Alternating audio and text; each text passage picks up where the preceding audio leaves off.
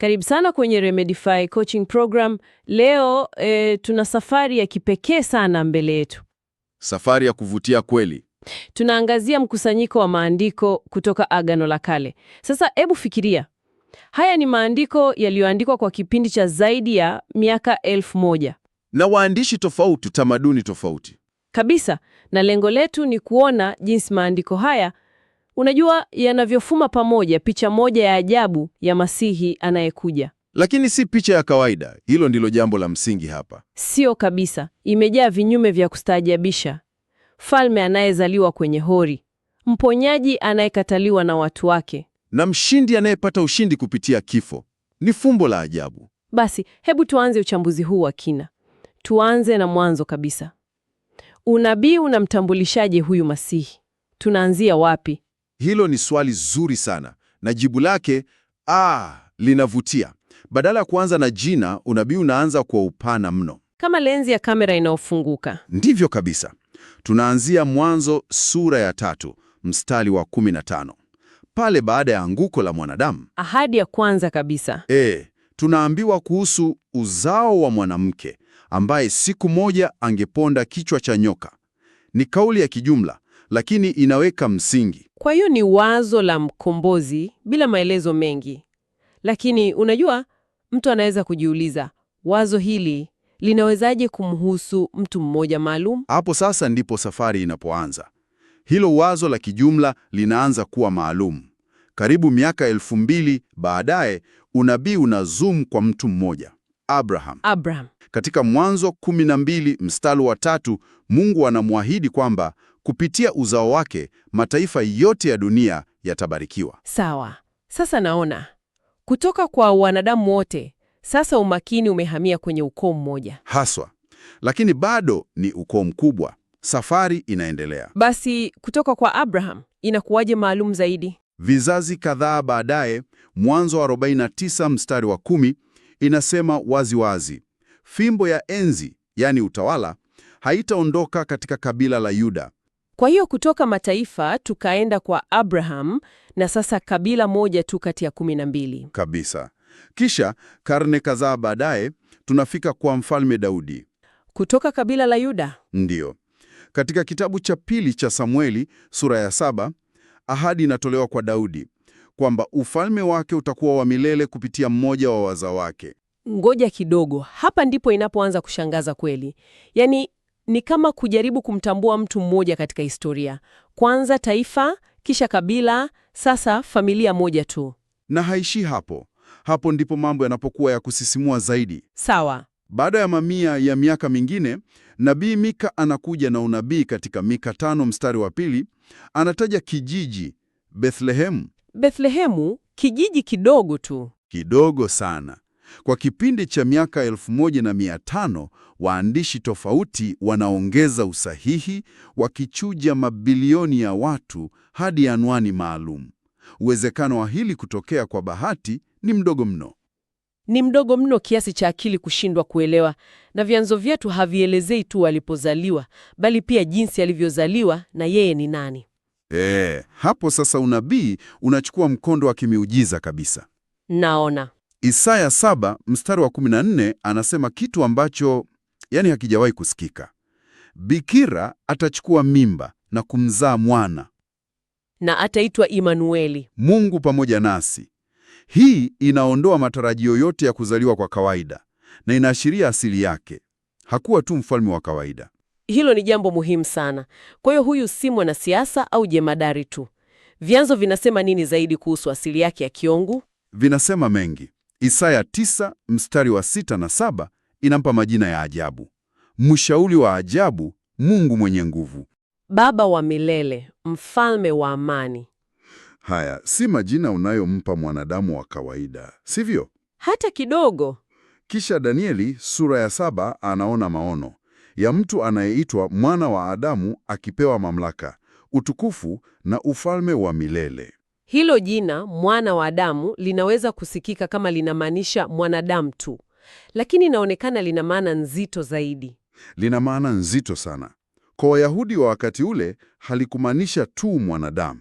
Lilirejelea moja kwa moja maono ya Danieli. Kiumbe wa kimbingu. Kiumbe wa kimbingu anayepewa mamlaka ya kuhukumu na kutawala milele.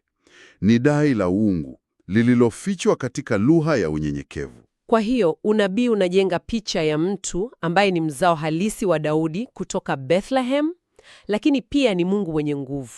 Huu ndio mwanzo wa ule mgongano wa kustaajabisha tunauzungumzia. Na kinachoshangaza ni kwamba baada ya utambulisho huu wote wa kifalme, huduma yake haikuwa ya kifahari, ilikuwa tofauti kabisa. Tofauti kabisa. Unabii unaonyesha huduma ya uponyaji na matumaini. Isaya 35 inatoa picha nzuri sana. Ipi hiyo? Inatabiri kwamba atakapokuja, macho ya vifufu yatafumbuliwa na masikio ya viziwi yatazibuliwa. Na vilema watatembea. Kilema ataruka kama paa. Ni huduma ya kurudisha hali ya kawaida. Isaya 61 inaendelea, anakuja kuleta habari njema kwa maskini na uhuru kwa mateka. Kwa hiyo si mfalme wa kijeshi anayekuja na vita, bali ni mponyaji wa roho na mwili. Ungetarajia mtu kama huyu angepokelewa kwa mikono miwili. Na hapo ndipo mgongano mwingine mkubwa unapoingia. Watu walitarajia Masihi mshindi wa kisiasa, lakini maandiko yanasema vinginevyo. Vinginevyo kivipi? Zaburi 118 mstari wa 22 inazungumzia jiwe walilokataa waashi, Ambalo linakuja kuwa jiwe kuu la pembeni. likionyesha kukataliwa na viongozi na wataalamu wenyewe. Na Isaya 53 inasema kwa uchungu, alidharauliwa na kukataliwa na watu, mtu wa huzuni nyingi. Hii ni picha tofauti kabisa na ile ya mfalme anayeshangiliwa. Na kukataliwa huku kunakuwa kwa karibu zaidi, kunafikia hadi usaliti, sivyo? Ndiyo, usaliti wa kibinafsi. Hapa ndipo maelezo yanapokuwa mahususi na ya kuumiza sana. Tupe mfano. Zaburi 41 mstari wa 9 inatabiri usaliti kutoka kwa rafiki wa karibu ambaye alikula mkate wangu. Fikiria maumivu ya kihisia hapo. Inagusa sana. Kisha nabii Zekaria sura ya 11 anataja bei kamili ya usaliti huo. Bei kamili. Vipande 30 vya fedha. Na sio tu bei, anasema pesa hizo zitatupwa katika nyumba ya Bwana miaka 100 ya kabla. Huu ni undani wa ajabu na unahitaji muda kutafakari. Na kabla tujaingia kwenye sehemu ngumu zaidi ya mateso yake, kama unataka zana ya kukusaidia kuchimba undani kama huu wewe mwenyewe, Ni muhimu sana kuwa na zana sahihi. kabisa, tunataka kukupa fursa hii ya kipekee. Je, unataka kuongeza maarifa yako ya Biblia? Pata chuo cha Biblia mtandaoni bure katika barua pepe yako. Ni chuo cha Biblia cha Tyrannus Hall au THBC. Na huna haja ya kusafiri 100 ya maili. Hakuna haja ya kusafiri. Unachohitaji ni simu yako na internet. Anza leo. Waambie marafiki zako wote. Tembelea kiungo kwenye maelezo ya uchambuzi huu ili kujiandikisha. Ni fursa nzuri sana. Sawa, turudi kwenye uzi wetu. Tumeona utambulisho, huduma na usaliti. Sasa vyanzo vinatupeleka kwenye kiini cha mateso na kifo chake, hasa Isaya sura ya 53. Unajua, kila ninaposoma Isaya 53 lazima nitulie kidogo. Fikiria, Isaya anaandika 100 ya miaka kabla, Akielezea kitu ambacho hajawahi kukiona. kwa undani wa kuhuzunisha. Sura hii inazungumzia mtumishi anayeteseka. Inasema alitogolewa kwa makosa yetu, alichubuliwa kwa maovu yetu. Hili ni wazo la kifo cha kidhabihu. Anateseka kwa ajili ya wengine. Ndiyo, sio kwa ajili ya makosa yake. Na inaelezea hata jinsi alivyokabiliana nayo. Alikuwa kimya mbele ya washtaki wake. Kama mwanakondoo apelekwaye machinjoni, hakujitetea. Pia inataja maelezo madogo lakini muhimu. Angezikwa pamoja na matajiri, ingawa alikufa pamoja na waovu. Hiyo ni ajabu. Jinsi gani angeweza kujua hilo? Na kinachofanya sura hii kuwa ya kipekee ni jinsi inavyopingana kabisa na wazo la Masihi mshindi wa kijeshi. Hapa ushindi unakuja kupitia mateso. Mfalme anatawala kutoka kwenye msalaba, sio kiti cha enzi cha dhahabu. Na unabii unaishia na yeye akiwaombea wakosaji wake katikati ya maumivu yote. Na kinachonishangaza zaidi ni maelezo mahususi ya kusulubiwa, mambo yaliyoandikwa miaka ya 100 kabla hata Warumi hawajaanza kutumia sana adhabu hiyo. Hili linazua swali muhimu sana. Zaburi ya 22 iliyoandikwa na Daudi karibu miaka 1000 kabla ya Kristo. Inaanza na kilio kile maarufu, Mungu wangu, mbona umeniacha? Lakini hapa ndipo jambo linapokuwa la kustaajabisha. Mstari wa 16, Unasemaje? Daudi anaandika, wametoboa mikono yangu na miguu yangu. Alikuwa akielezea kusulubiwa miaka ya 100 kabla ya Warumi kuifanya iwe njia ya kawaida ya adhabu. Ni kama mtu wa zamani akielezea teknolojia ya kisasa. Hasa, hakuwa akielezea kitu alichokiona kila siku. Hii inafanya maelezo haya kuwa ya kushangaza zaidi. Na sio hapo tu, Zaburi hiyo hiyo, mstari wa 18. Inaendelea, Inasema wanagawana nguo zangu na vazi langu wanalipigia kura.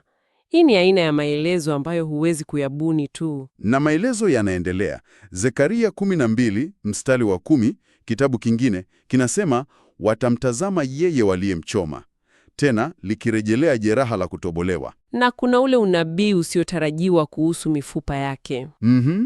Kutoka kitabu cha Kutoka na Zaburi 34 kwamba hakuna hata mfupa wake mmoja utakaovunjwa.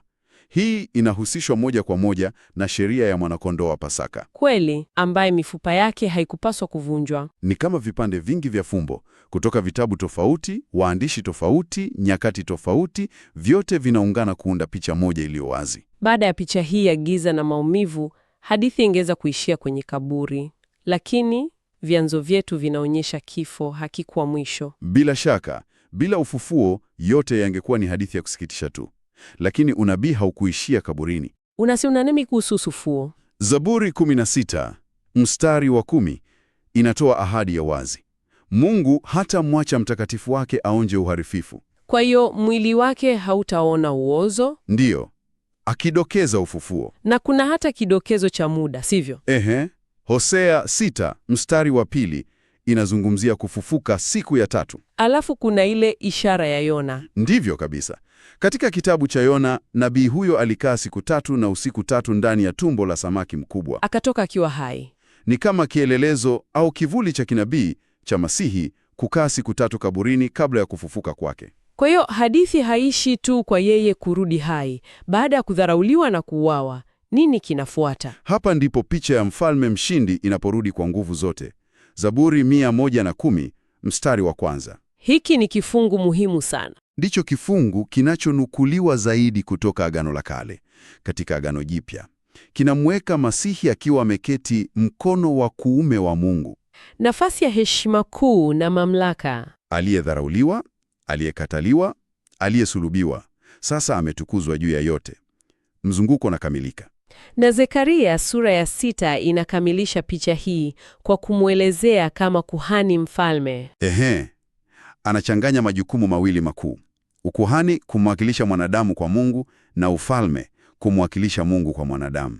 Basi tukihitimisha yote haya, tunapata uzi huu wa ajabu unaopita katika historia. Unabii unaanza kwa upana, unakuwa maalum, ukimtambua hadi kijiji chake. Unatabiri kuzaliwa kwake kwa muujiza na asili yake ya kiungu.